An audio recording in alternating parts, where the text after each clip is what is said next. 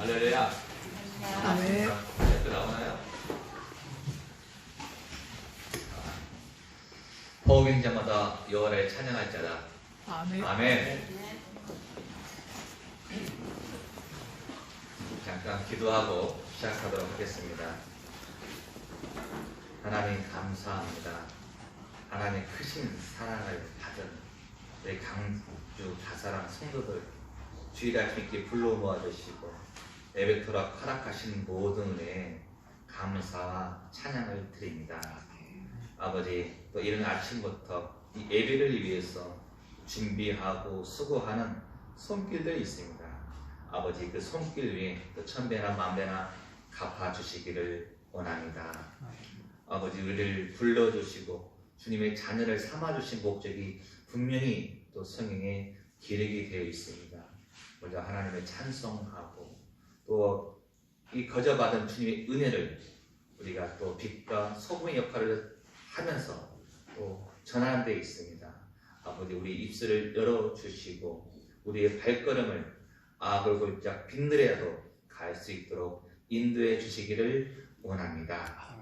아버지, 또 이 시간 참석하지 못한 성도분들이 있으니까 어디서 뭘 하든지 그들 또한 지켜주시기를 원합니다. 아버지, 항상 우리가 있어야 할 장소에 있을 수 있도록, 있어야 할 장소에 거할 수 있도록 아버지, 우리의 마음과 발걸음을 인도해 주시기를 원합니다. 아버지께 감사 찬양 드리옵고 거룩하신 예수 이름으로 기도드립나이다. 아멘. 반갑습니다. 반갑습니다. 사랑합니다.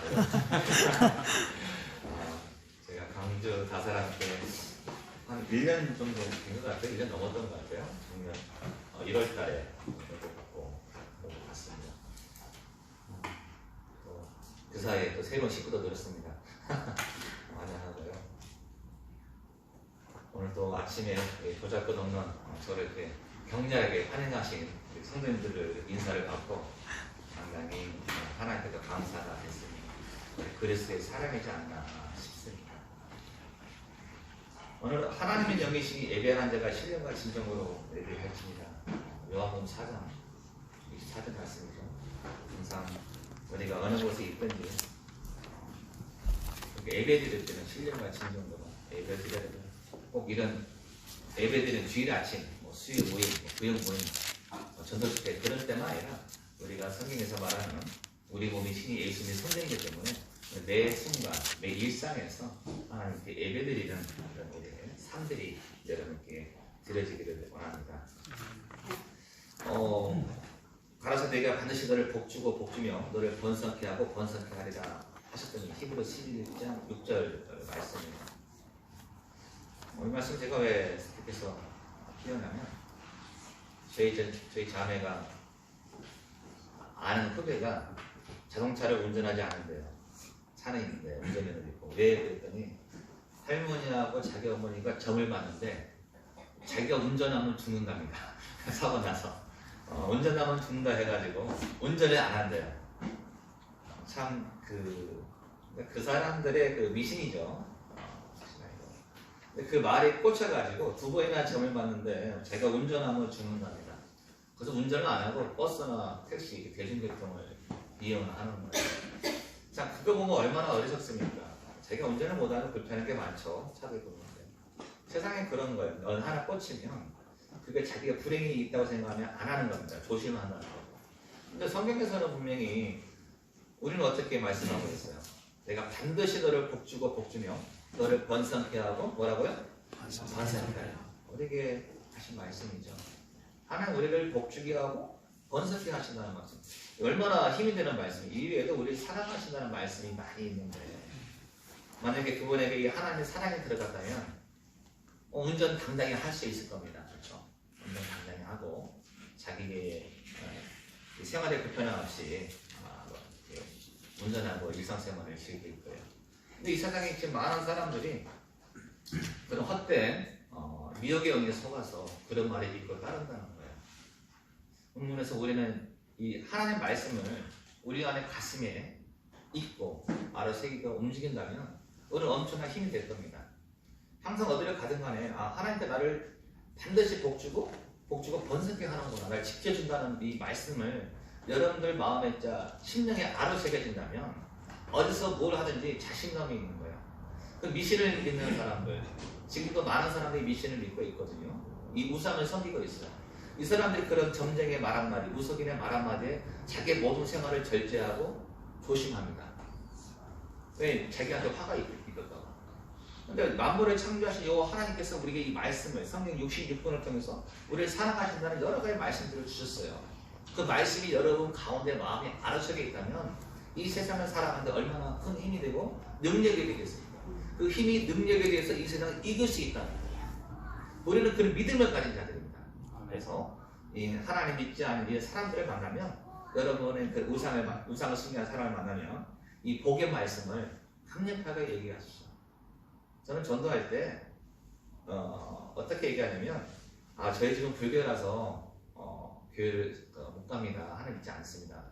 그러면 제가 얘기해요. 당신이 집안에 불교를 믿는 원인이 무엇입니까? 이유가 무엇입니까? 뭐라고 대답할까요? 복 받으려고 그래요. 잘 되려고. 그렇다. 기독교도 복이 있다. 복이라는 것이 엄청나게 많다. 이스라엘 민족의 축복과 이스라엘 민족의 축복이 전체에 나가서 온 인류에 주는 복이, 그 복이 우리에게 임하지 않았습니까? 그 복은 어떤 복이에요? 영생. 아멘. 헬몬의 이스라엘 시온의 산들이 되는 것이다. 거기서 여호와께서 뭘 맹하셨어요?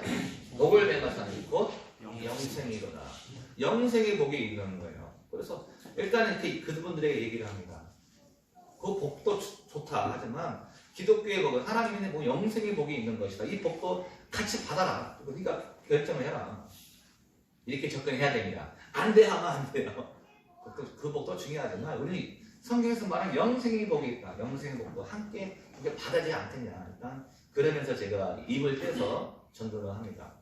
거부감이 더 들더라고요. 이렇게 얘기하니까. 그래서 우리가 전도할 때 지혜롭게 사람들이 많은 복을 얘기하지만 성경에 더 많은 복이 기록되어 있다는 거.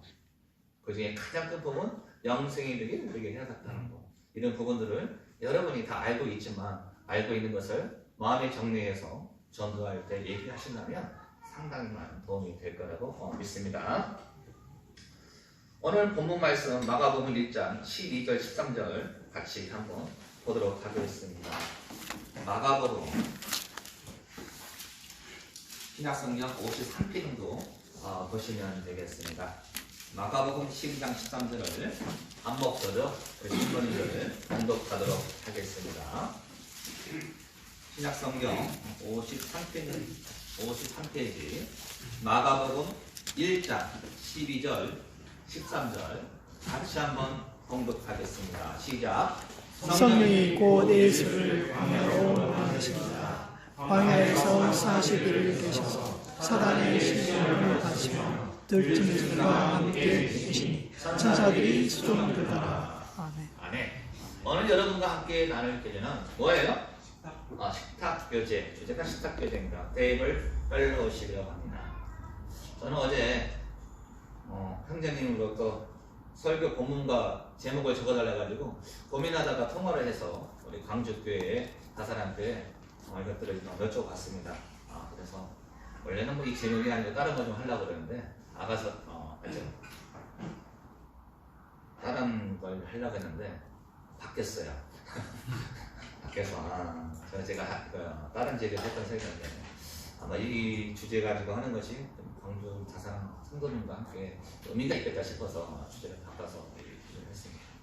저는 항상 전도인들은 설교가 되면은 미리미리 준비를 해놔요. 그래가지고 이제 저는 그 지역 전화를 좀 해가지고 어떠한 좀 일이 있는가 물어보고 거기에 맞는 좀 주제를 찾아야겠다 싶어가지고 주제를 변경했습니다.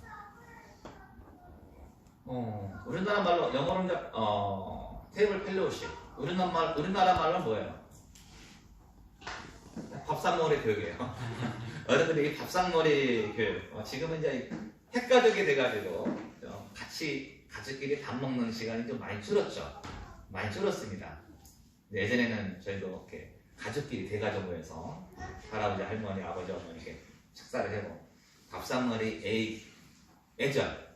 뭐 큰 소리로 말하면 안 되고, 반찬 남기면 안 되고, 밥도 깨끗이 먹어야 되고, 또 밥상머리에서 어른들이 하는 교육이 있었습니다. 우리 어르신들은 그런 교육을 많이 했고, 저도 그런 교육을 많이 받았어요. 부모로부터 밥상머리 교육을 통해서. 근데 이게 신학을 연구하는 사람들, 학습적 영어 개념이 이게 바로 식탁교죠. 이것이 영어는 뭐 보니까 조태현 교수님이 신학적 학자인데 그분이 이렇게 했다고 그래요. 그분의 말로는 천편 이렇게 자기 표현이다 이렇게 얘기했다고 합니다. 근데 예수님께서 이 성경을 보면은 가장 먼저 하신 일이 뭐냐? 항상 뭘 했어요? 제자들과 네? 밥 먹었어요.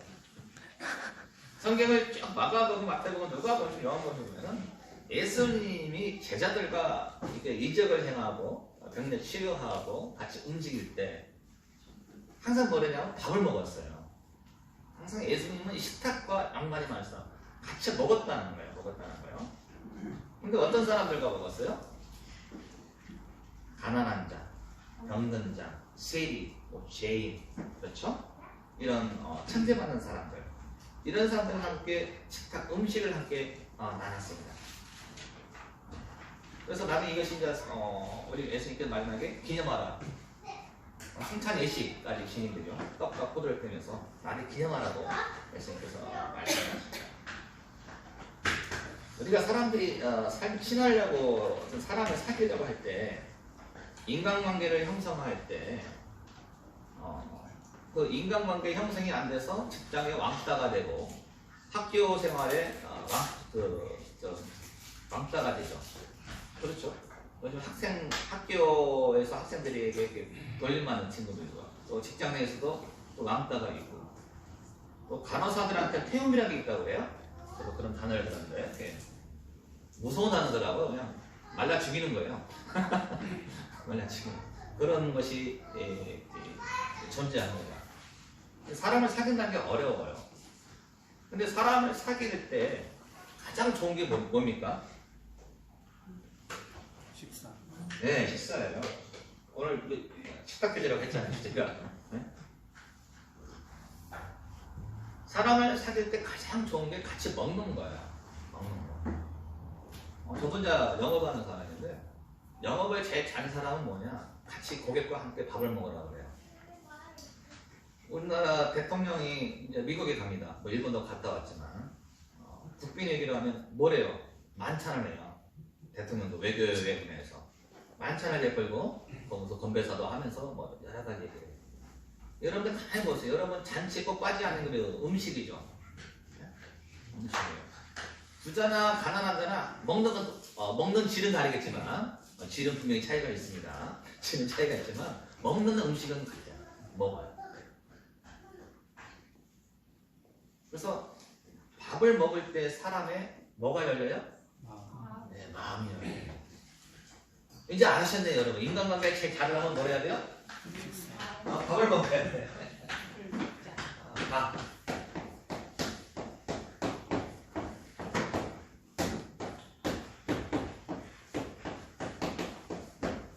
인간관계를 잘하려면 이 밥을 먹어야 돼요. 이거 좋네요, 자석이요. 상당히 많으네요.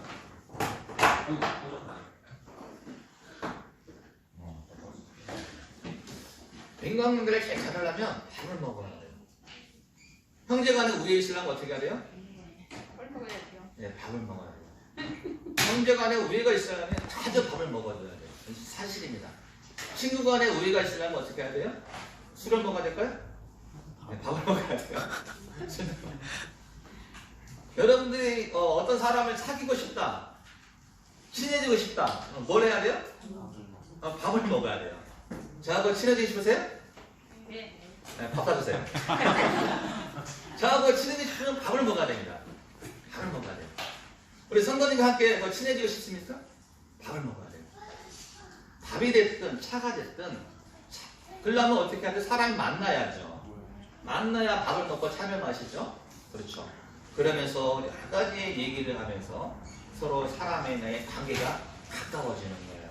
예수님은 이걸 우리에게 가르쳐 주신 겁니다. 그렇죠? 이걸 가르쳐 겁니다. 그래서 좀 더 좋은 친구가 될 수 있고 그 사람의 마음을 살 수가 있습니다.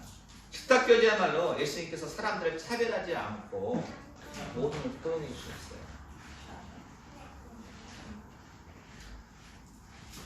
본문 말씀 보도록 하겠습니다. 성령이 곧 예수를 광야로 몰아내십니다. 광야에서 40일을 계셔서 사단에게 시험을 받으시며 들 짐승과 함께 계시니 천사들이 뭐라고요? 수종들더라 그랬어요. 수종. 수종이 무슨 말이에요? 받들어주는 거? 영어로는 서빙이에요. 서빙. 서빙했다는 거예요. 서빙. 여러분들 식당에서 서빙 받아보셨어요? 네. 어떤 서빙을 받아보셨습니까? 그 같다. 물 갖다는 거 서빙이죠. 음식은 서빙이죠. 그 위에 서빙 받아보셨습니까? 영화를 안 보셨구나.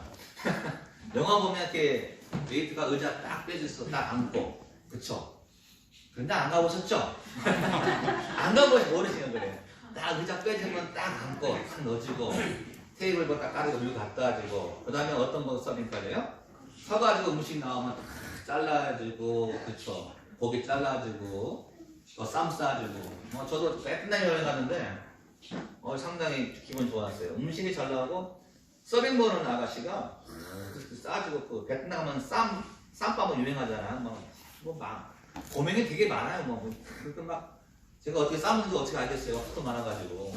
근데 막 쌈 싸는 건 삼겹살, 상추에다 삼겹살 싸는 것도 안 먹었는데 막 여러 가지 섞어가지고 쌈을 말아서 주는 거예요. 근데 그 서비스가 좋더라고요. 하나 있으면 말아가지고 딱 주고, 해산물도 딱 깨가지고 딱 주고. 저는 기분이 좋더라고요. 서비스. 그게 바로 수정이에요. 상당히 편했어요, 먹기에. 그러면 저는 어떻게 해요? 지갑을 꺼내야지. 팁을 줘야 돼요. 팁을 주면 더 잘해요. 서빙하는 그 여직원분이. 제가 보면서 이게 수정하는구나. 이게 서빙하는구나. 그러니까 예수님께서는 우리가 똑같이 육신에 가지고 있잖아요. 40일간 광야에서 마귀의 시험을 통과하시고 배가 고팠어요. 배가 고팠기 때문에 배고픈 사람에게, 금식한 사람에게 바로 고기나 단단한 식물을 먹으면 문제가 생깁니다. 그렇죠? 그래서 이 속을 구하기 위해서 미음 같은 것을 부드러운 음식을 먹잖아요. 부드러운 음식을 먹으면서 몸을 회복하면서 더 단단한 식물을 먹거든요. 마찬가지로 광야 40일을 계셔가지고 사단에게 시험을 받으시며 들짐승과 함께 계신 천사들이 수종을 부렸다고 했어요. 이제 아마 좋은 소화시키기 편한 음식을 처음에 천사들이 이렇게 천사가 셰프가 돼가지고 노래서 돼가지고 예수님께 해준 것 같아요. 작게 받들어주고 피곤하니까 어깨도 주물러주고 최대한의 그 육체를 가지신 예수님이 쉴 수 있도록 편안하게 이렇게 해줬다는 거예요. 이것이 바로 펠로우십, 식탁교제 첫 번째 모습이에요. 천사들이 먼저 수용을 드렸어요. 예수님은 정상이 아니었기 때문에 수용을 드렸습니다. 이게 바로 첫 번째의 식탁교제의 시작입니다. 이 40일간의 시험을 통과하고 나오시니 예수님께서 본격적으로 제자를 삼으시러 가면서 1장 16절에 이렇게 이제 갑니다. 갈릴리 해변으로 지나시다가 시몬과 그 형제 누굴 보래요? 안드레. 안드레가 누굽니까? 베드로의 동생. 시몬이 베드로예요. 안드레가 바다에 금을 던진 거 보시니 저희는 어부라. 직업이 뭐라고요? 어부였어요. 예수께서 가라사대 나를 따라오너라. 내가 너희도 뭘 빨갛게 읽어봐시라. 사람을 낳는 어부가 되게 하시니 곧 그물을 버려두고 어떻게 해요? 쫓으니라. 그랬어요. 좀 더 가시다가 세베대의 아들 야고보와 그 형제 요한을 보시니 저희도 배에 있어 그물을 깼는데 곧 버리시니 그 아비 세베대를 사꾼들과 함께 배에 버려두고 예수를 따라가니라. 이제 예수님께서 천사들에게 수종을 주시고 첫 번째 한 일이 예수님의 제자를 받는 일인데요. 일꾼을 부르셨어요. 첫 번째가 시몬, 베드로와 안드레였습니다. 근데 그들이 한 일이 뭐였냐면 너는 사람을 낳는 어부가 되려 하시며 곧 그물을 뭐래요? 버려두고 쫓습니다. 그물은 이 어부에 있어서 그물은 뭐예요? 자기의 생업이죠. 자기의 전부예요. 여러분 직장이에요. 직장. 여러분이 직장에서 뭘 벌어요? 돈을 벌어요. 이 세상에서 돈이 엄청 필요하죠? 살아가는데 돈이 필요합니다. 자기 모든 것, 어떤 면에서는 인간 가진 모든 것을 버려두고 예수님을 쫓아갔어요. 자기 모든 것을 버려두고 말 한마디 사람을 낚는 어부가 되게 하리라. 이 말 한마디에 베드로와 이 안드레는 그물을 버려두고 예수님을 쫓아갑니다. 과연 그 안에 어떤 걸 했는가 모르겠어요. 사람을 한 어부가 이 생전 처음 보는 예수님을 보고 자기가 해왔던 모든 것을 버려두고 예수님을 쫓았다. 두 사람도 대단한 사람들입니다. 이 시몬과 안드레도 대단한 사람들이에요. 어떻게 예수님을 보고 그 말 한마디에 자기의 모든 것을 버려두고 쫓아갈 수 있을까? 그렇죠? 아마 거기에는 어떤 비전을 바라봤을 것 같아요. 예수님을 통해서 어떤 비전을 따른 말은 뭐예요? 희망입니다. 희망. 비전, 미래를 바라봤던 거죠. 예수님의 모습을 통해서 예수님의 이 사람을 낚는 어부가 되리라 이 말 한마디에 자기의 모든 것을 버릴 수 있는 비전을 발견했다는 거예요. 희망을 발견했다는 거예요. 내가 죽어로 살면서 이 어부밖에 안 되는 나의 인생이 비참한 어부의 이 인생이 저 예수를 따라가면 뭔가 다른 삶이 있겠구나, 뭔가 빛이 있겠구나 하고 자기의 모든 걸 버렸다는 거예요. 그 마음이 들었 순간, 그 마음이 믿을 순간 어떻게 했어요? 그물을 버려두고 쫓아갔다. 결단력입니다. 마음에 새겨지면 희망과 비전이 바라봤을 때 자기 모든 것을 버리고 갈 수 있는 결단력이 있었다는 거예요. 예수님의 제자된 첫 번째 덕목은 무엇이냐? 결단력입니다. 예수님 참으로 나의 구주치고 나의 빛이치고 희망이라면, 미래라면, 여러분의 인생에 절대 포기하지 않을 중요한 거라면 어떻게 해야 돼요? 결단해야 됩니다. 자기 모든 것을 버릴 수 있는 결단력이 필요합니다. 그게 예수님의 첫 번째 제자입니다. 여러분 그런 각오가 되셨습니까? 여러분의 모든 것을 내버려 두고 사람을 낳는 어부가 되려 그 말 한마디 여러분 모든 걸 따라갈 수 있는 그런 제자의 마음이 있습니까? 그 마음에 있던 이 시몬과 안드레는 12사도라는 그 직분을 맡았어요. 우리도 또한 원래 앞으로도 이 시몬과 안드레처럼 결단력을 가져야 돼요. 여러분 삶이 아직 세상과 끊어지지 못하고 이 세상의 쾌락과 자기 만족을 위해서 달려가고 있다면, 세상 사람과 똑같은 가치관을 가지고 있다면 그 모든 것을 내려놓고 예수님을 향해서 가는 결단력이 필요한 거예요. 그 결단력이 없으면 여러분 신앙생활하지 못합니다. 다 낙오될 수밖에요. 그래서 세상으로 떠나갑니다. 결단력이 부족하면. 그럼 여기서 시몬, 베드로와 안드레하고 또 누구 나오냐면 야고보와 그 형제 요한을 보시니 그랬어요. 저희도 배에서 그물을 긴 곧 부르시니 그 아비의 세베대를 사건들과 함께 배에 버려두고 예수를 따라가니라. 이제 두 번째 제자를 만듭니다. 야고보와 그 형제 요한을 부르시죠. 여기서 누가 더, 베드로가 더 부자였을까요? 아니면 야고보와 요한이 더 부자였을까요? 네?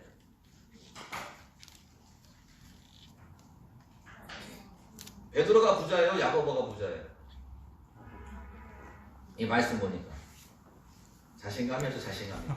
틀려도 좋아! 막 질러야지. 자신감이어서 자신감이. 가만히 있으면 중간이라 갈까 그래요? 아닙니다. 자신 있게.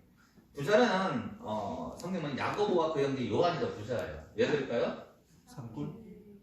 저도 배에 있어 그물이 근데 복근이 그 아비의 세베대를 사건들과 함께 배에 버려두고, 사건들이 있어요. 배에 선주야, 선주. 이 야고보와 요한은 선주, 배를 가지고 있는 선주의 선주, 아버지. 사건이 있어요. 부리는 일꾼들이 있었고, 시몬과 안드레는 그냥 그물을 던지는 그냥 사건이었어요, 사건. 네? 그러면 이거 누가 더 믿음이 큰 거예요? 누가 더 많이 버렸어요? 야고보와 요한이 더 컨선한 거. 이때 당시 자기가 더 많은 걸 버리고 갔어요. 그러니까 부잣집 아베겠다는 게 지금도 선주는 부자예요. 부자 맞나? 제가 어부가 아니라서. 하여튼간 어촌에 가면 배가 있으면 부자예요. 네? 없다니 뭐 가는 것 같아요. 하여튼간. 그 여러분들 요트 없죠? 요트 소유하고 계신 분 계세요?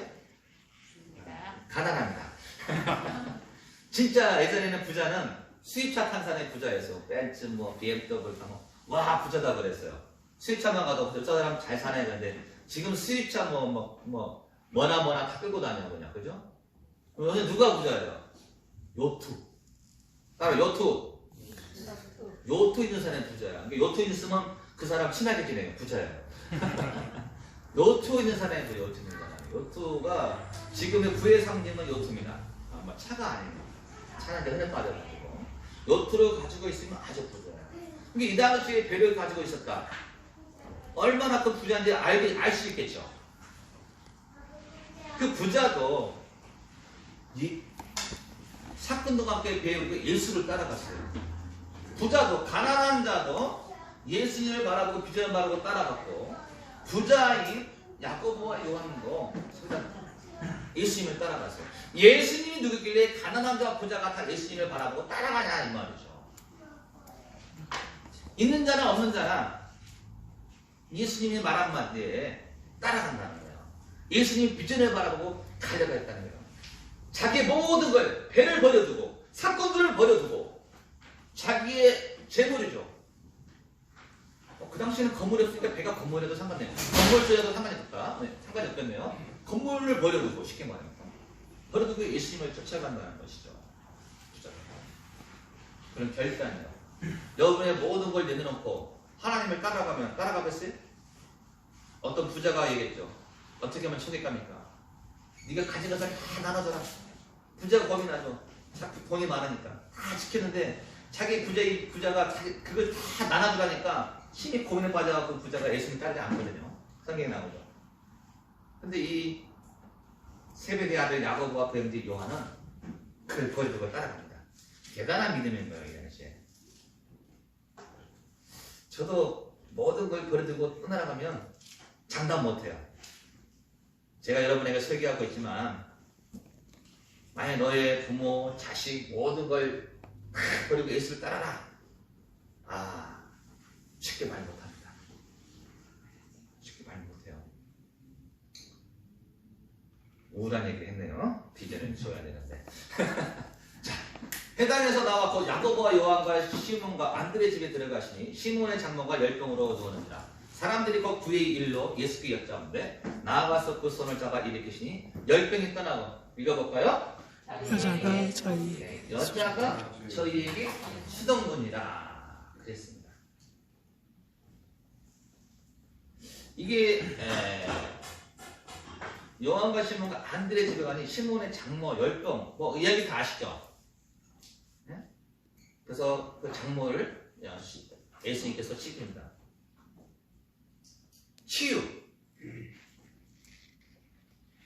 치유하고 저에게 수정된다. 수정이라는 건 뭐라고 했어요?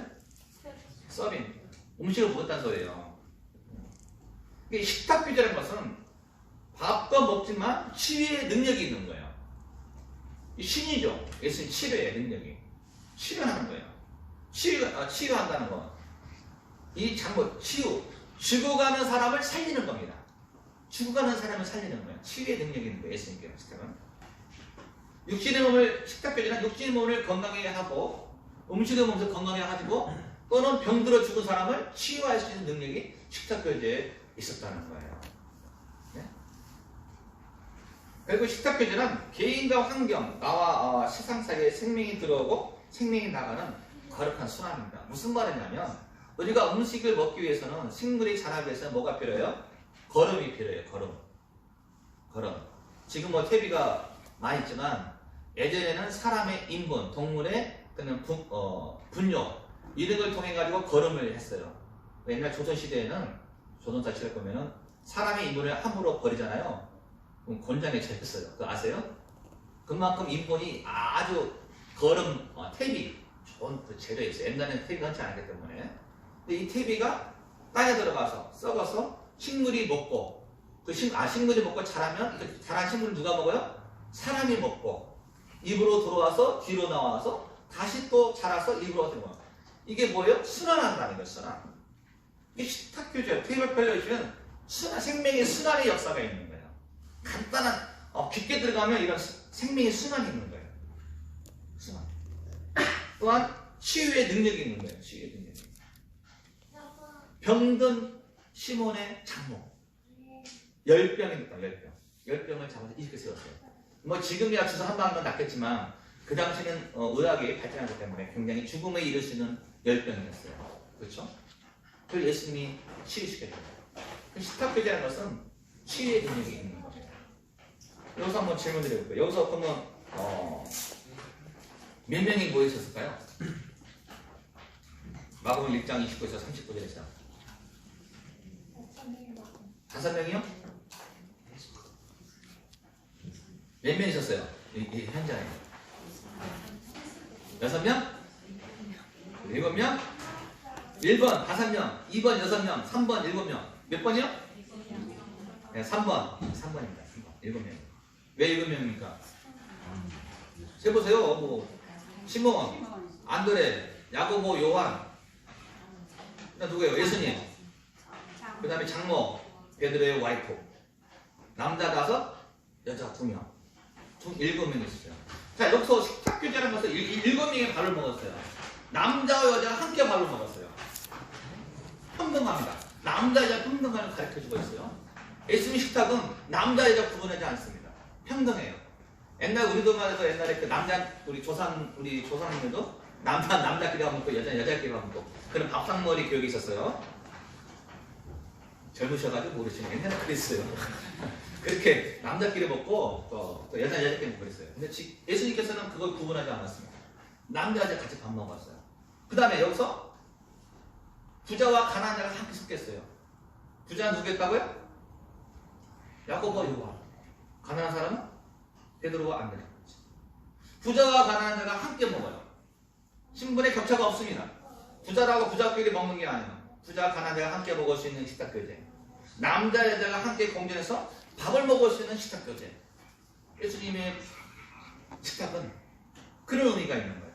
평등한 거예요. 예수님의 은혜와 사랑 가운데 안에 남자, 여자 구분이 없고 부자, 가난한 자 구분이 없습니다. 병든 자도 상관이 없습니다. 다 치유하고 같은 식탁에서 식사를 한다는 거예요. 그렇죠? 이것은 거룩한 나눔입니다. 거룩한 거예요. 예수 식탁은 거룩한 나눔을 통해서 함께 먹는 것입니다. 그의 집에 앉아 잡수실 때 많은 세리와 죄인들이 예수와 그 제자들과 함께 앉아 있었으리니 이는 저희가 많이 있어서 예수를 쫓으니라. 바리새인의 서기관들이 예수께서 죄인과 세리들과 함께 잡수시는 것을 보시고 그 제자들에게 이르시되 어찌하여 뭐라고요? 빨간 글씨 시작. 세리와 죄인들과 함께 먹는가. 제가 여러분과 함께 딱 하면 빨간 글씨만 읽으시면 돼요. 예수께서 들으시고 저에게 이르시되 건강한 자에게는 의인이 있을 때였고 병든 자에게라 쓸때니라. 시작. 내가 의인을 부르러 온 것이 아니요 죄인을 부르러 왔노라 하시니라. 아멘. 마가복음 2장 15절 17절 말씀입니다. 예수님께서 이 제자를 삼으시고 하면서 하는 것이 있어요. 예수님께서 바리새인과 서기관들에게 핍박받은 내용이 뭐냐면 어째서 세리와 죄인들과 함께 먹는가? 이것 때문에 예수님이 핍박을 받았어요. 왜 세리와 죄인들과 이 바리새인과 서기관들은 어떤 사람? 율법을 철저히 지킨 사람들이에요. 그죠? 그들에게는 이 죄인을 혐오해요. 죄인은 하나님께 올 수가 없어요. 거룩한 성전에 들어올 수가 없어요. 자, 의로운 율법을 철저히 지키는 어려운 사람만 성전에 가서 예배를 드리고 하나님께 나아갈 수가 있는 그런 지식을 갖고 있는 사람들이에요. 이런 어려운 사람들이 왜 죄인과 함께 밥 먹어? 그것은 부정한 거예요. 부정한 것을 원하지 않습니다. 부정한 사람과 접하면 나도 부정한 사람 아니에요. 구약 율법에 의하면 그 율법을 지키는 거예요. 근데 그 부정한 죄인과 세인과 예수님이 뭐예요? 함께 먹는다. 함께 먹었다는 거예요. 그래서 핍박받는 거예요. 그럼에도 불구하고 예수님께서는 그들과 함께 먹습니다. 그들과 함께 먹어요. 예수님께서는 천국의 경계를 확 넓히신 거예요. 끼리끼리 율법을 지켜서 하는 게 아니라 의로운 사람들 아닌 모든 사람을 죄인과 병든 자들, 세리까지. 세리라는 직업은 여러분 알다시피 그 이스라엘에게 천대받는 직업이었습니다. 그런 사람을 포함하시는 거예요. 확장성이에요. 포용성, 확장과 포용을 했어요. 수용성, 다 수용하고 있습니다. 그러면서 내가 의인을 부르러 온 것이 아니요 누구를 부르러 왔다? 죄인을 부르러 왔노라. 이렇게 말씀하신 거예요. 예수님께서는 바리새인, 사두개인, 에스라엘파가 아닌 가난한 자, 병든 자, 약한 자를 따라 수행했어요. 바리새인, 사두개인, 에스라엘파. 여러분 바리새인, 에스라엘파 들어보셨어요? 네. 성경에서는 잘 안 나오는 에스라엘파예요. 근데 에스라엘파는 흠남 동굴에서 공동체 생활을 했던 사람들이고 낙대바늘이 있고 광야에 외치는 소리. 누구예요? 광야에 외치는 사람. 예수님께 세례 준 사람? 세례 요한. 요한의 에스라엘파 사람이라고 있어. 성경학자들은 얘기를 하고 있습니다. 이들을 간략하게 소개하자면 이들은 하나님 말씀을 거룩히 지키기 위해서 따로 공동체 생활을 하고 약 200년간 유지가 됐어요. 남자들만 또 모였어요. 여자는 들어오지 못합니다. 왜 들어오지 못했어요? 여자가 들어오면 금욕 생활이 깨져요. 성적인 것이 있기 때문에 거룩하게 해서 여자를 받아주지 않았어요. 남자끼리만 생활했어요. 이 에스라엘파는 혼인하지 않았습니다. 그러니까 하나님만을 섬겼어요. 이것도 어떻게 극단적 말씀을 삼하기 때문에 지키기 때문에 아주 더러운 것은 눈곱만큼 안 보다. 그러니까 바리새인 사두개들과 더 정결한 생활을 했다. 바리새인 사두개들은 권력과 연관되어 있다면 이 에스라엘파는 권력을 세상과 정권에 가지 않고 따로 하나님 말씀을 지키면서 살아가는 사람들, 정결한 이들도 이들끼리 삶이 있는데 이런 사람들도 그 자기들끼리 의식이 있었죠. 근데 예수님께서는 그런 자가 아닌 가난하고 병들고 또 죄인들을 다 포함했다. 이게 예수님이 바로 확장성입니다. 바로 이것이 바로 예수님이 목회인 거죠. 예수님 목회. 예수님 차별했고 남자를 차별했고 부자 가난한 자 차별했고 어떤 병든 자 가난한 자를 차별이 없어요. 다 수용하는 겁니다. 다 포용하는 거예요. 예수님도 사람을 가리지 않는 것처럼 우리도 사람을 가리면 안 됩니다. 이게 바로 예수님의 시탁표죠. 부자라고 좋아하고 권력자라고 아부하고 그런 사람만 교회를 부르는 게 아니에요. 병들고 가난하고 핍박받고 다 포용하는 거예요. 또 부자도 포용하고 권력자도 포용하고 다 포용해야 돼요. 다 예수님의 사랑과 은혜는 다 포용하는 거예요. 로만 페린 신학자가 양식 비평으로 예수님 말씀을 다 비교 분석했는데 그 자리가 바로 밥상머리였어요. 예수님이 사역을 쭉 보니까 로만 페린 신학자가 봤더니 다 예수님께서는 밥 먹는 거와 함께 사역했다는 거예요. 꺼진다. 이 식탁과 밀접한 연결가 있다는 것을 발표를 했습니다.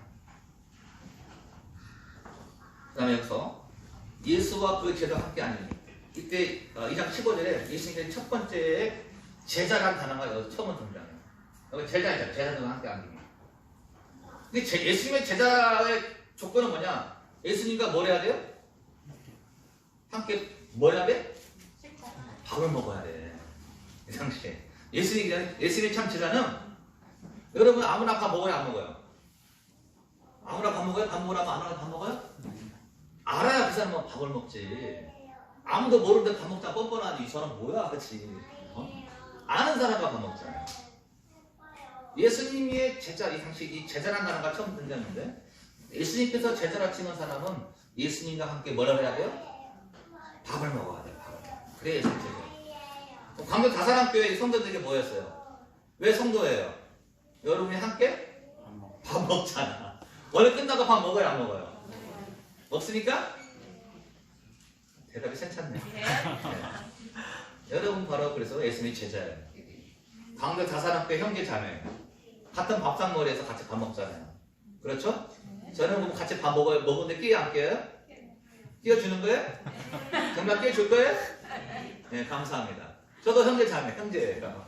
저도 같이 먹을 수가 있잖아요, 여러분과 함께. 여러분과 저도 형제인 거예요. 같이 밥을 먹을 수 있다는 거 굉장한 특권입니다. 아무나 같이 밥 먹지 않습니다.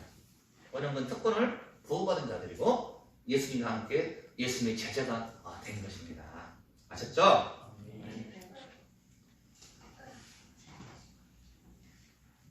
그래서 예수님과 함께 밥을 먹지 못하면 제자가 될 수가 없습니다. 어떻게 먹느냐? 누구하고 먹느냐?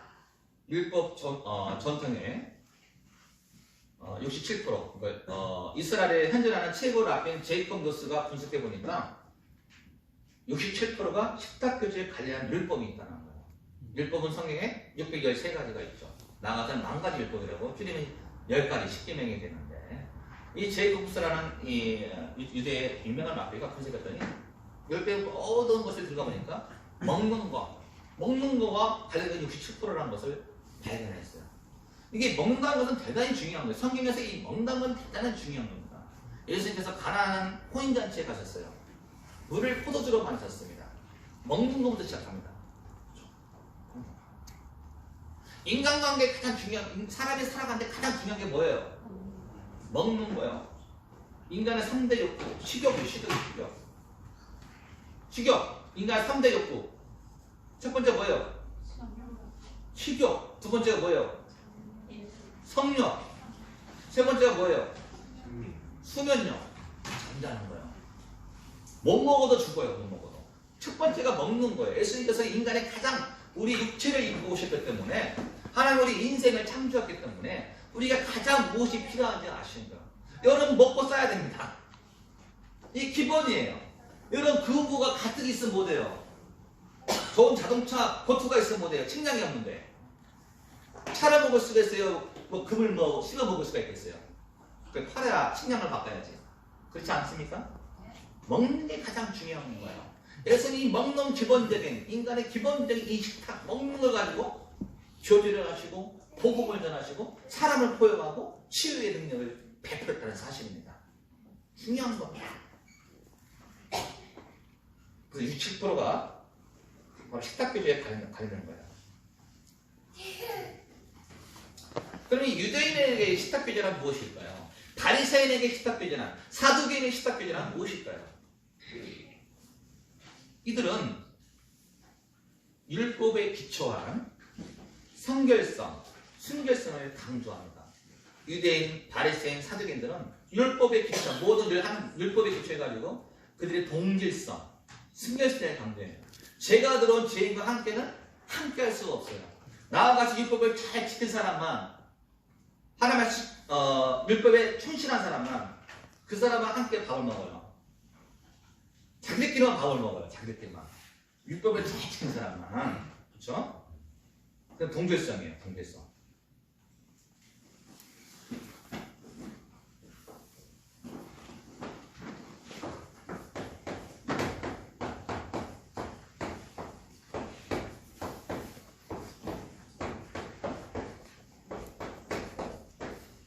유대인들, 바리새인들과 사두개인들, 이들은 같은 동질성이라는 단어에 함께 밥을 먹었어요. 우리와 함께 하지 않으면 밥 못 먹는 거예요. 그래서 그들은 죄인과 함께 하지 않았습니다. 권력자들과 함께 했어요. 자기가 의롭기 때문에 의로운 사람만 밥을 먹으라고 했어요. 나와 신분이 다르면 안 돼요. 부정하기 때문에. 근데 예수님께서는 어떻게 했어요? 죄인들과 함께 먹었어요. 예수님의 식탁은 뭐예요? 예수님의 식탁은 수용성이에요. 수용. 밥 수용하고 포용성이에요. 포용. 수용과 포용을 다 했어요. 예수님의 식탁은 수용과 포용 다 안아주신 거예요. 그래서 예수님의 밥상은 예수님의 식탁은 무엇이냐? 예수님의 식탁.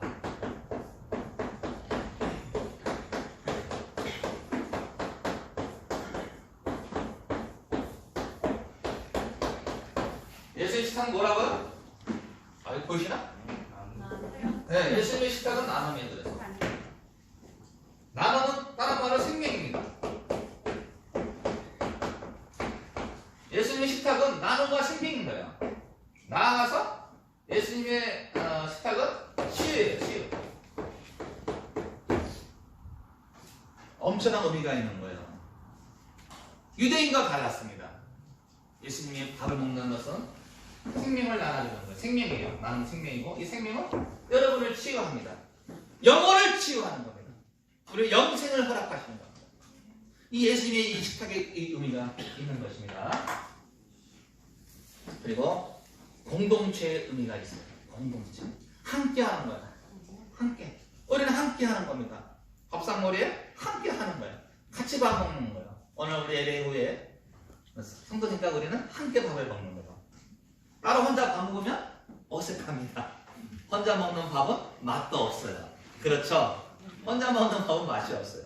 밥은 어떻게 해야 돼요? 같이 먹어야 돼요. 같이. 저랑 같이 밥 식사하실래요? 네. 같이 밥 먹는 거예요.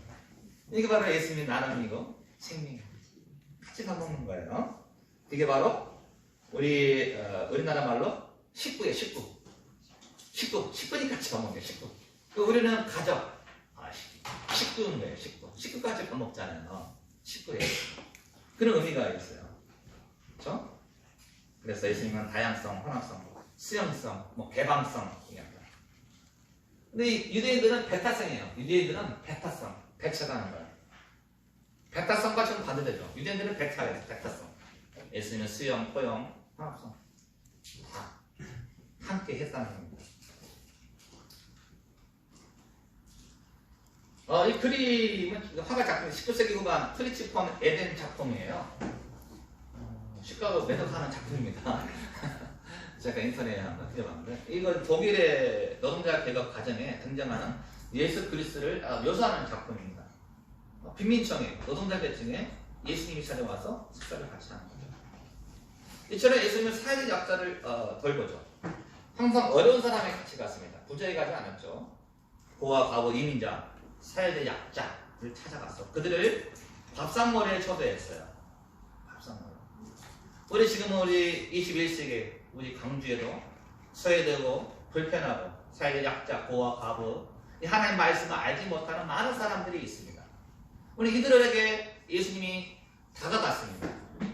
다가가서 함께 식사하셨습니다. 그들에게 생명을 나눠줬고 치유의 능력을 베풀었습니다. 우리 또한 가난하고 소외받고 하나님의 말씀을 알지 못하는 이 세상에 나아가야 된다는 거예요. 자, 보세요. 예수님께서 이 세리 마태에게 걸어가다 마태가 예수님에게 오지 않았어요. 마태가 2장을 잘 보시면 예수님이 세리 마태에게 다가갔습니다. 예수님 마태에게 가가지고 내가 네 집에 들어가는 거야. 여러분이 가만히 있으면 복음 전할 수 없습니다. 여러분이 가만히 있어 병들고 가난한 자 고아 과부 다 내게로 오시오. 아무도 안 와요. 여러분이 가는 거예요. 예수님께서 보여주셨어요. 예수님이 그들에게 현장의 삶 속으로 그들의 인생 속으로 깊게 개입하시고 그들에게 걸으면 옮겨서 그들에게 걸어갔다 해요. 때로는 걸어가시고 배를 타시고 때로는 혼자 가시고 제자들과 함께 가셔가지고 그들과 함께 식사하시고 그들에게 복음을 베풀었다는 겁니다. 그래서 예수님 식탁은 은혜인 것입니다. 예수님이 공동체이며 복음이 전해지는 장소가 식탁교제라는 겁니다. 밥을 통해서 예수님이 은혜가 전해지고 함께 모인 공동체가 형성되는 것이고 바로 복음이 전해지는 장소인 것입니다. 아시겠습니까? 요한복음 6장 48절에 내가 생명의 떡이다 라고 말씀하고 있습니다. 우리가 요한복음 6장은 우리 성찬 예식될 때 많이 보는 말씀이잖아요. 나는 하늘에서 내려온 산떡이니 사람이 이 떡을 먹으면 영생하리라.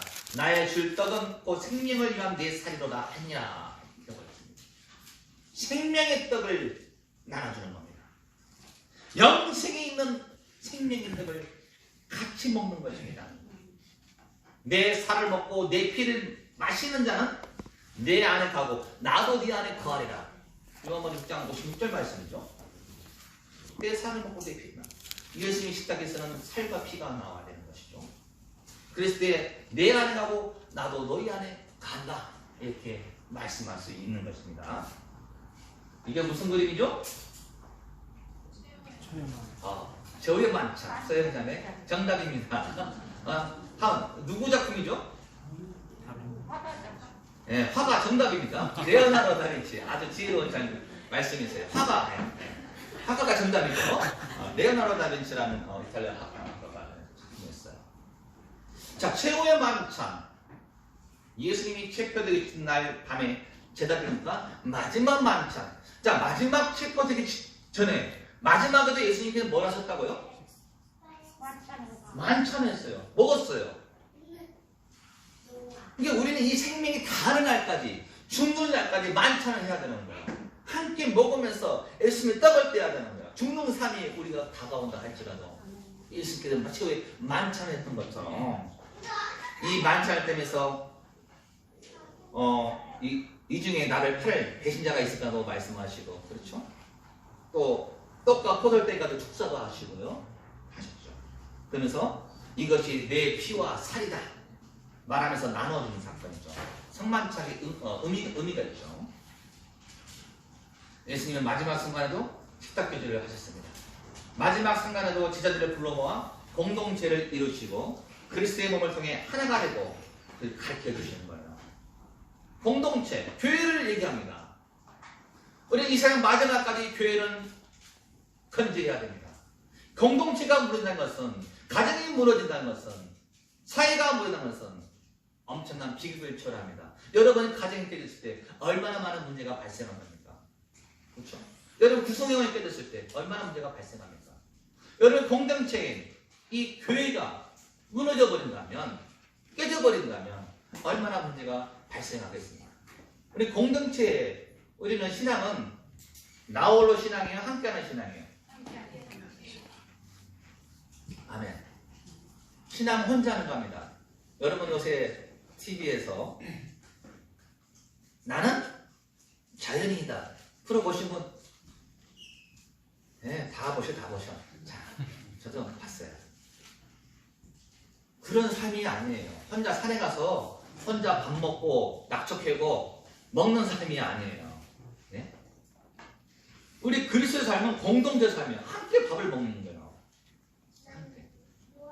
우리 남자분들이 나는 자연이다 많이 보시죠. 다 떠나고 그냥 산속 나 혼자 그냥 자연과 벌써 살고 싶다 그런 분들 많으신데, 그 프로가 외에는 장수 프로그램이에요. 많이 보고 있어요. 사람들이 그 동경하나봐요. 근데 성경은 그게 아니에요. 성경은 공동체예요. 함께 가는 거예요. 함께.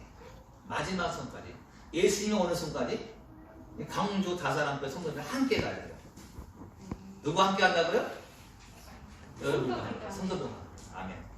마지막 순간까지 여러분과 함께, 성도들과 함께 해야 돼요. 여러분 고개를 한번 돌려보세요. 누가 있습니까? 뒤로 한번 돌아보세요.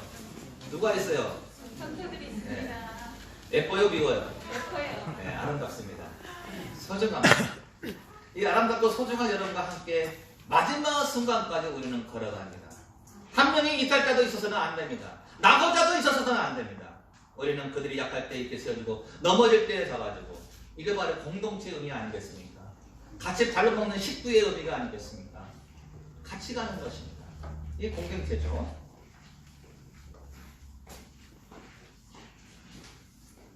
누가복음 24장 13절 31절 보면 엠마오로 가는 제자 사건이 나오죠.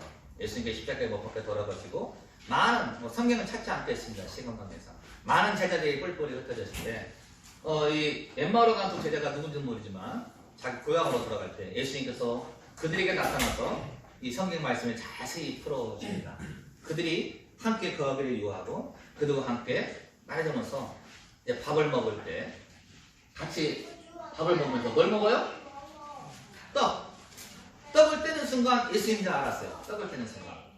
성경 읽어보면 더 좋은데 시간상 있지 않게. 이 내용 아니까. 그렇죠? 식탁에서는 떡을 뗐을 때, 아, 이분이 예수님이더라. 떡을 뗄 때. 이 식탁에서는 뭐가 나와냐? 여러분이 밥을 먹을 때, 교회 성도는 한 공동체 생활에서 예수가 나와줘야 돼요. 예수. 식탁이라는 것은 밥을 먹으면서 누가 나타나야 돼요? 나의 모습이 나타나는 것이 아니란 겁니다. 식탁은 그 안에 가장 예수가 나와줘야 한다는 거예요. 예수. 예수님을 알아보는 것. 그것이 바로 식탁을 통해서 우리가 성찰하고 알아야 할 엠마오의 식탁의 의미인 것입니다. 이게 바로 엠마오 식탁의 의미예요. 예수님을 알아보는 것. 예수 그리스도가 발견되는 식탁이어야 됩니다. 진정한 식탁 교제의 의미가 되고 있습니다. 오늘 예배가 끝나면 우리는 둘러앉아 밥을 먹을 것입니다. 그렇죠? 그때 여러 가지 이야기가 나올 것입니다. 여러 가지 상들의 얘기가 나올 거예요. 여러분 간증이 나올 겁니다. 여러분들 간증을 통해서 무엇이 나와야 돼요? 예수님이 드러납니다. 예수. 여러분 식탁을 통해서 예수가 나와줘야 돼요. 나의 어려움과 잘난과 의시됨이 아닌 그 식탁을 통해서 예수의 사랑과 예수의 은혜와 예수님이 빛과 소금, 예수님이 말씀이 나와야 되는 것입니다. 할렐루야. 아멘. 우리는 식탁교회를 통해서 우리 형제자매의 모습에서 예수님의 얼굴을 봅니다. 식탁을 통해서 인자는 섬기를 받으러 온 것이 아니라 섬기러 왔다. 우리는 식탁을 통해서 오늘 성도를 섬길 줄 알아야 됩니다. 오늘 자매님들 음식 맛있는 거 좀 많이 했습니까? 네. 아멘. 그 섬기는 겁니다. 음식으로 섬기는 거예요. 사랑인 것이죠. 예수가 나타나는 것입니다. 우리는 감사한 마음으로 먹습니다. 자매들의 손길에 사랑해요. 그래서 그 사랑인 것이죠. 엠마오의 식탁은 섬김과 나눔의 식탁이에요. 섬겨주고 나눠주는 것이죠. 예전에는 우리 남원교회도 우리 어르신들이 무하나 상추 막 주일날 가져오세요. 요새는 또 두릅을 저번 주 두릅을 이렇게 우리 전도집회인데 그 두릅을 막 따오셨더라고요. 두릅을 따오시고 요새도 또 쑥도 키우시는 어떤 자매님은 또 과일이 많이 들어서 과일을 가져오시는 자매님들, 또 어떤 사람은 떡을 가져오시는 분들, 여러 형제자매가 하나씩 이렇게 음식을 가져왔을 때요. 풍성해지더라고요. 음식이 많으면 풍성합니다. 풍성해지고 그 음식을 나눠 먹는 거예요. 그렇죠? 그 예수님 식탁은 섬기는 거예요. 여러분 오늘 자매들이 섬김이 없다면 여러분 식사할 수 없습니다. 음과는 섬기고 이름 와서 준비하고 했던데 여러분이 입에 식사할 수 있는 거예요. 성도를 섬기는 거죠. 사랑이죠. 또 나눔인 겁니다. 나눠주는 거예요. 그런 엠마의 식탁처럼 성도 여러분이 나눠주고 섬겨주는 우리 광주 다사랑 성도가 되기를 예수님으로 축원드립니다. 아멘.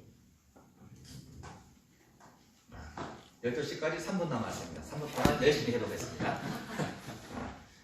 사도행전 16장 33절 34절 밤 그 시에 간수가 저희를 데려다가 그 맞은 자리를 시키고 자기와 그 권석이 다 뭘 받아요? 세례를 받은 후 저희를 데리고 자기 집에 올라가서 뭐요? 빨간 글씨 그렸잖아. 음식을 차려주고 저 온 집이 하나님을 믿었으므로 크게 기뻐합니다. 아멘. 이 사건은 바알과 신라가 감을 갇혀가지고 찬송을 벌였을 때 찬송을 통해서 옥문이 열린 사건, 그런 사건이죠.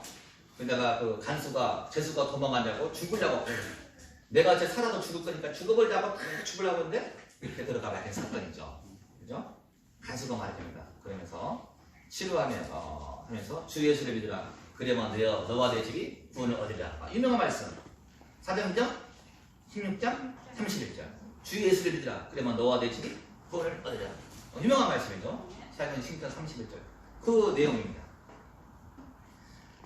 이제 식탁교제는 뭐냐면 그 세례를 그래서 간수가 세례를 구원을 받고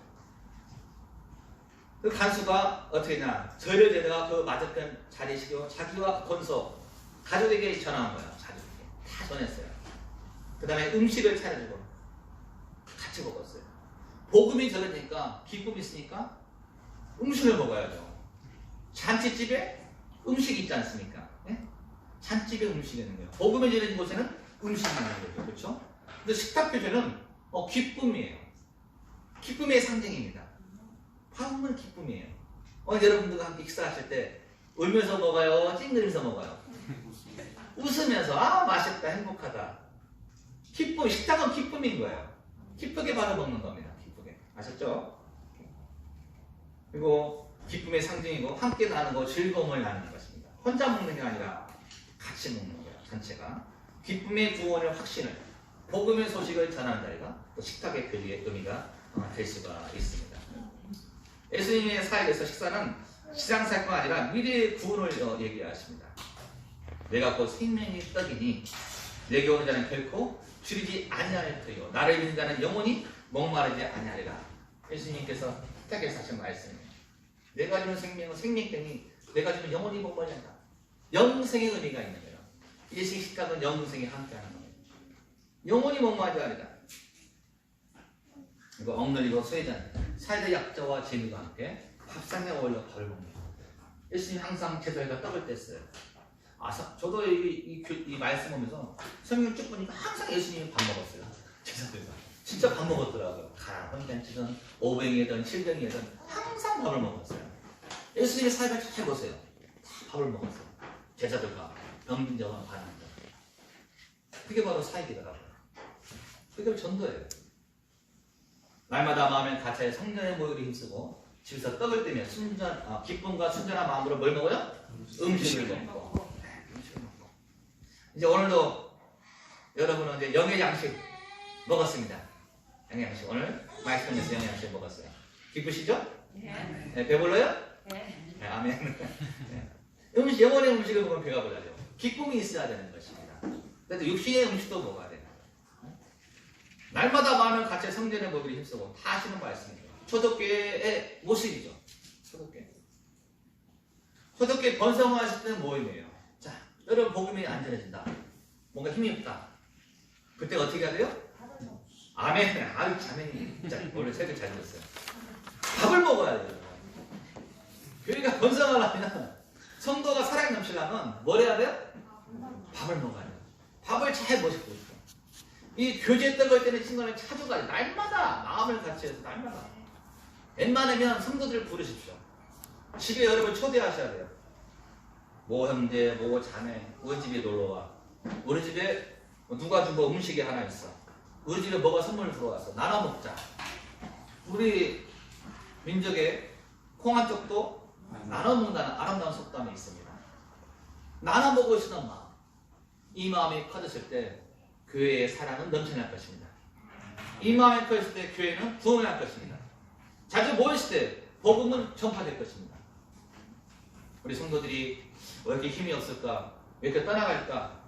같이 밥을 안 먹으면 떠나가요. 밥을 자주 먹은 사람은 안 떠납니다. 가만 보니까 이게 설교 말씀 주면서 보니까 그렇더라고요. 밥을 자주 먹는 사람이 내가 가장 친한 사람이더라고요. 신기하더라고요. 저도 제가 밥 먹는 노턴을 봤어요. 누구랑 밥 먹냐? 친한 사람과 밥 먹더라고요. 저도 보니까 제 노턴을 쭉 보니까 친한 사람과 밥 먹어. 어색한 사람과 밥 안 먹으려고 그래. 저 자신도. 그렇구나. 같이 밥을 많이 먹어야겠구나. 그래서 성도들에게 전합니다. 집사님 식사하시게요. 형님 식사하시게요. 저도 직업이 프리랜서라 좀 자주 좀 그런 편이에요. 식사하시게요. 그래도 안 오더라고. 안 한 분이 또 있어요. 여러분 밥 먹는 거 쉽지 않더라고요. 밥 사줘도 안 한다고 그래요. 진짜 그러더라고요. 밥 먹자 해도 바빠요. 상대들이 바빠. 진짜 바빠서 밥을 못 먹더라고요. 저도 잘못했어요. 바빠도 그러면 다음에 또 잡아서 저도 자존심 상해가지고 너 밥 먹자 할까 안 하네? 끊어버리고 저도 그랬다는 것을 반성합니다. 하지만 믿음의 선자, 믿음의 앞선자는 설령 그것도 또 놓고 해야 됩니다. 식사합시다. 오늘 바빠요, 선사님. 식사합시다. 오늘 바쁘다니까요? 식사합시다. 알았어요! 나가는 거예요. 한번 거절했다고 해서 포기하지 마시고 또 놓고 해서 식사하다고 얘기하시고 그 성자가 밥 안 먹는다고 해도 또 다시 날짜를 잡으시고 그래서 식사를 하셔야 됩니다. 그 사람의 마음을 가지고 사는 거예요. 함께하는 겁니다. 아마 우리 광교 다사랑교회가 예수님이 했던 식탁 있잖아. 그런 만찬을 같이 한다면 사랑이 넘쳐지고 그는 사랑 가운데 은혜가 넘쳐나고 그 은혜 가운데 복음이 전개지는